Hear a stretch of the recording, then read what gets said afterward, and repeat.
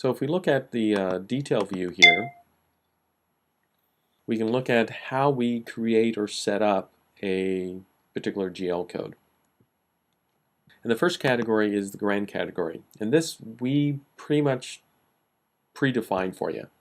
It has to be a number, and we dictate to you that 1 has to be an asset, 2 has to be liabilities, 3 has to be equity, 4 has to be income, and 5 have to be expenses. So this liability and equity is not accurate there, so I apologize for that. So those are the codes. Now what you name them, you can name assets, thingity-bob, but as far as accounting goes, as far as CMIS accounting go, a 1 will always be an asset, 2 will always be a liability, 3 will always be an equity, 4 income, 5 expenses. You can have 6, 7, and 8, but anything that is greater than 4, in 5 or above, CMIS, the accounting portion here, will assume that that is just another type of expense. So if you do want to break the grand categories up, some people will have 5 as cost of goods expenses and then maybe 6 for overhead expenses. That's perfectly fine. Anything over 4, 5 and above will be considered expenses. So those are fixed. You have to have one of those. That's required. As far as the master and group codes, those are not required. Those are whatever you want them to be. They do have to be numbers, and you can make the name whatever you want. And this pop-up is what you've used before underneath current assets and assets. So this won't show you all the numbers you've used, because you could have one under another master category in some other, in like liabilities and stuff. So these numbers are just simply unique to what's under. So these are the 3 that you've set up under assets. If we moved someplace else, you would see 1 was something else under liabilities and so forth. So build this however you want to break down, and these are summaries on your financials. So if you really don't care, you could just have assets, and here's my list of GL codes, and that's it. But if you want to break those assets down and summarize them by, let's say, current assets versus some other type of asset, if I click here by current assets versus property and equipment or other assets, you can summarize, get subtotals for each of those categories. And same thing with, you want cash versus receivables versus other current assets. So you can set these up however you want to subtotal your financials. And then the last one is your GL code. Now this needs to be a number. It also needs to, you can have decimals in it, and it also needs to be unique across all your companies. So you can't have GL code 1000 in one company to mean something different, 1000 in another company meaning something different. So they do have to be unique across all your companies. Again, that's one of the reasons in the company setup areas you would probably want to share your GL codes across multiple companies. The notes field is where you would describe information about this GL code. Most clients will put in there something about when to use this code or when not to use it, who can maybe use it, why you use it, things like that would help someone who's a clerk or someone who gets an invoice and going, now what GL code should I use for this? Hopefully if they did again a little search in the quick find to say electric bill, they could do that and go, oh, okay, no, nothing's matching there. But let's say if I said used for the electric bill for that. Now when I do a little quick search on that, sure enough, I find this one record. And I can see here that I have 1 of 188 records and it's unsorted. So that's what this can be used for, is to help identify why you use a GL code for a particular reason. The other fields here, we have the likely balance. Now you can change that. You can kind of force the change on it. We highly discourage you from doing that. We want you to keep with what the default is. It's a kind of a rare occasion that you would ever want to change that, but this is Basically what this is doing is it normalizes your income statements so that you don't see these basically a debit is a positive number, a credit is a negative number. Or I should say a debit balance is usually a positive number, a credit balance is usually a negative number. So when you want to normalize items, you don't want to see, like for example, your income being a negative number on your income statement. It should be a positive number. So this actually normalizes that. So it looks at, okay, well, if your likely balance, if the normal balance on this account is a debit, it's going to show as a positive number. If the normal balance on this is a credit, it's going to show on your income statement as a positive number. You may want to change that if for some reason you have a special GL code that you're putting things to that might be an asset GL code, which is normally a debit, but because how you're using it, it will always be a credit value there, then you may want to change this to read, okay, as a credit. Therefore, that credit balance is going to show as a positive number on there. It's purely more for a look than for anything else, but again, I would use that with great caution for it. So that's the likely balance. The other item we talked about is making something active or inactive. The other one is displayed or not displayed. And display default is checked. A lot of times you will have, for example, we will use our no source. Let me type in source here. And here's our no source clearing account.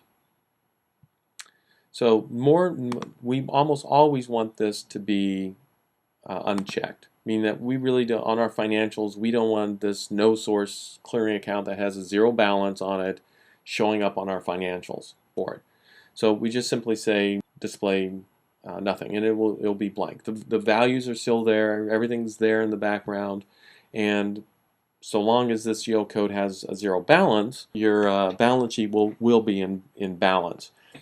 You do have to be careful because if you mark this on an account that has a balance, what will get displayed will be out of balance because you're going to have this value hanging out there with no GL code associated with it.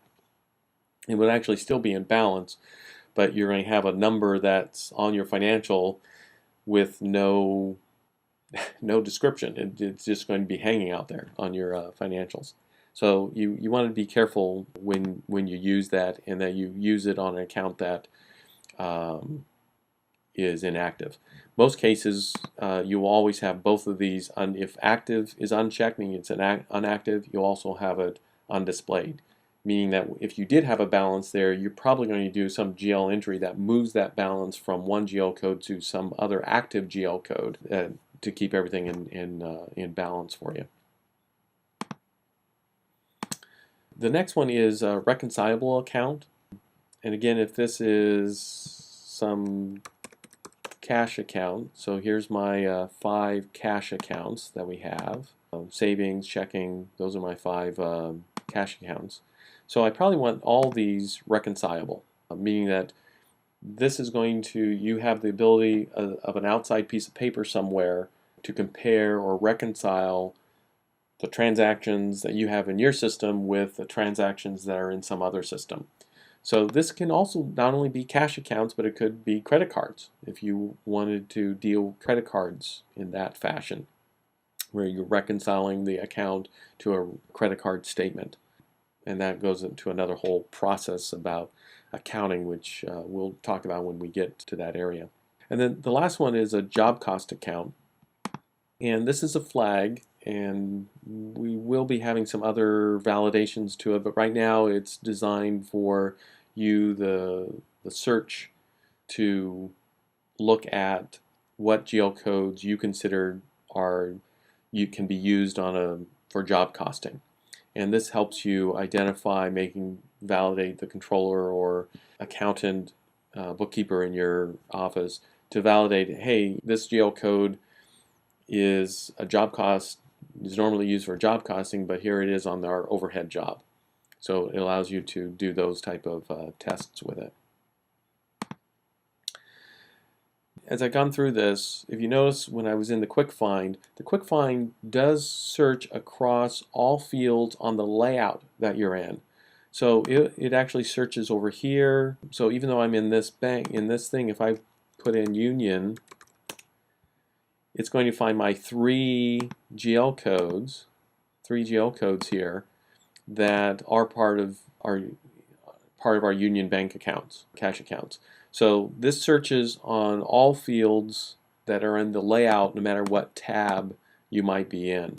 The other thing we have here is kind of a quick balance check to look for what's the current balance and the trial balance for this item. And we have to give a starting date and ending date. If you click the little icon there, it's going to put the earliest date for that got put here. Then we can put in some type of ending date, and hopefully we'll see some type of balance on it. And of course we did. So can I see if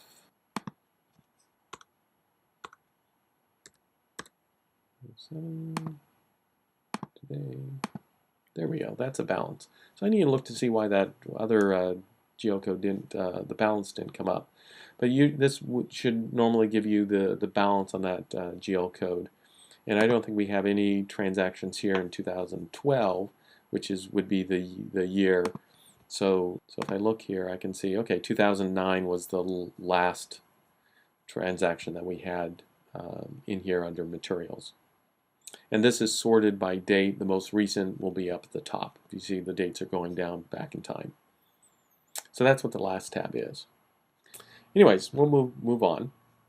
Again, new creates a new blank record that you start building on. Find will let you search on specific fields, whereas the quick find searches across all fields. Printing, a couple printouts that we have. And then the action things, for example, we can find all our active GL codes. We have like 186 out of our 188. We can find all balance sheet GL codes. So there's our 77 that are all balance sheet GL codes. Or we can find all our income-based GL codes. And if you notice, this screen changes down here between if it's a GL code that appears on the income statement versus a GL code that may appear on the balance sheet. So on income statements, the grand category, the master, the code, those will break it up and you'll see summaries for those items. And then the sum of the balances for the actual GL code. Here we have the income statement grouping. And this usually, almost always, at least two, we have gross profit and then net operating profit. And these you can have as many as you want. You can break it down as many as you want. But think of them as a running total, meaning that the first one, the gross profit, will kind of summarize, add up all the GL codes that are tied to gross profit across these items. So this is kind of over and above what these categories are. So all this becomes within one of these areas. So that's our gross profit, which will come up with X amount of dollars, let's say. Then we'll have our next group of GL codes that we've tied to this, and that's going to be our net profit. So it's not just a summary of all the GL codes that are tied, that are linked to net profit, but all the GL codes from everything above that. So all the GL codes that are tied to gross profit will also get summarized into this next thing. So some people will even have a third one here that might be net profit after taxes, type thing. So this breaks it up as a running total down your income statement. And this kind of shows what the summary for this code. You're going to have a summary for your income. You're going to have a subtotal for your sales. We had put a 0 there just as a placeholder. Then you're going to have a summary. Then you're going to have the subtotal here for your gross profit. And then the next thing you might have other income down here that would be considered not in gross profit but in your net profit possibly. So you can split this up however you want your code put. I'm going to find our balance sheet codes again. So I'm on a bank record here. Now the bank information usually just used for your cash accounts, maybe your credit card accounts too. But generally speaking, this is just purely informational unless you're actually using blank check stock and you want the checks to be printed with the account number and routing number and FDIC number and all that stuff on the check, unique to when you print out a check based on the account that you're printing from. So this allows you to literally just have blank check stock and you only print checks out.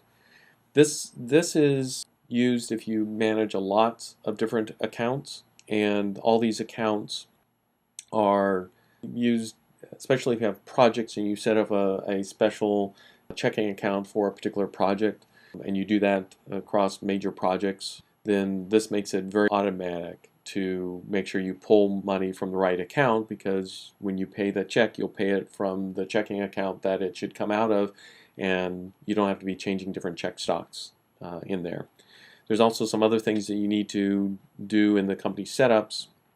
For example, issuing the next check number has to be turned on, yes, because there's pretty much no other way for you to validate that. There's also this field, note above signature line. We had that also in the company setups and in the accounting area of company setups. And this will override that. So if there's something here and you're paying on this checking account, this is what will be put above the signature line of any check written off of this account. If this is blank, it will then revert to what's in the company setup. And obviously if there's nothing in the company setup, it won't print anything additional. Other information, I think we have, let's see here, let me do a specific find. I think I put something in one of these. There we go. Alternate GL code description. This actually, again, works with different accounting systems. If you needed to coordinate what's being done here with maybe some other GL system or some other accounting system, this gives you the ability to do some type of alternate GL code. And if you notice, this can be alphanumeric. Here, because other systems could possibly be, you'd have to dictate if it needs to be strictly numeric or if it can be alphanumeric. The other code here is your payroll burden GL code, and this is used if this GL code, materials, let's say, is used for gross pay. Now, in our accounting and payroll, we have kind of what we call gross pay, and then we have gross pay. So gross pay is just simply your hours times the rate that you get. Our gross pay, or gross pay with burdens, we refer to it, is just that, your gross pay plus all the burdens that are associated with that payroll. That could be liability insurance, that could be cost of doing payroll, that could be medical, it could be 401k contributions, employer contributions on that part. So usually when you charge to jobs, you charge to jobs the gross with burden whole lump sum number, what it actually costs you for that labor. So you pay a guy 25 bucks an hour, he really costs you 50 bucks an hour. So that's what's going to get charged to the job, is that 50 bucks on there. That's the normal process. However, you can send to the job just the gross part, just the 25 bucks per hour, and then another record or another line item will get that other $25 that brings it up to the total of 50, all the burdens that would get charged to it. If you do that, if you separate that out and you want to, that other record that represents all the burdens, you can identify what GL code you want that record to be posted to the trial balance from the MAA, rather than just doing it from that employee GL code before. So this allows you to separate that posting on a very granular basis. Again, not a lot of clients do it that way, but the capability is there. And this only applies to when you're charging to jobs and you're posting things that gets charged to the jobs to the trial balance. The other field here is just purely for reference. That's just going to show you what the current earnings GL code that you've set up or in the company setups is, and that it is actually tied to a particular cost code. So this is obviously an expense cost code. So your income statement GLs will roll up into a current earnings GL code when you run a balance sheet for it. This other field here has multiple fields here. This is an old transfer GL codes. So we use this, ECL software always use this in transferring old GL codes from some other accounting system into CMIS's accounting system. So this is where we can list a whole series of different GL codes into this. We've also used this when someone wants to redesign their own GL codes. They currently are on a 2-digit GL code system and they want to move to a 4-digit GL code system. Well, we would actually put the old GL codes in here and they want to consolidate. They may have had a whole bunch of details and they want to consolidate it down. So we can have multiple GL codes here that will then get grouped up into one. And in doing that, we can actually do some replace functions and literally change all your GL codes throughout your whole system to whatever your new design is by putting the old ones here. The other field that we have here is a borrowing base percentage. This is used in a very unique situation where you have an accounting process in which you get to borrow money from the bank based on how much money you've put into a project.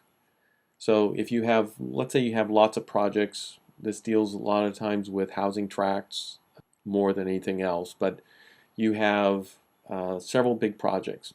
So you bought the land, you own the land, and that would be one borrowing base. So this capital that you own, that you've invested in the land, you can actually borrow against maybe 20%. But now that you've put money, actual materials in it, maybe your materials that you've actually put, your roads and your streets and your foundations and your sewers and all that type of stuff, maybe at that point you can borrow 50% of your site material costs and that you've put into it.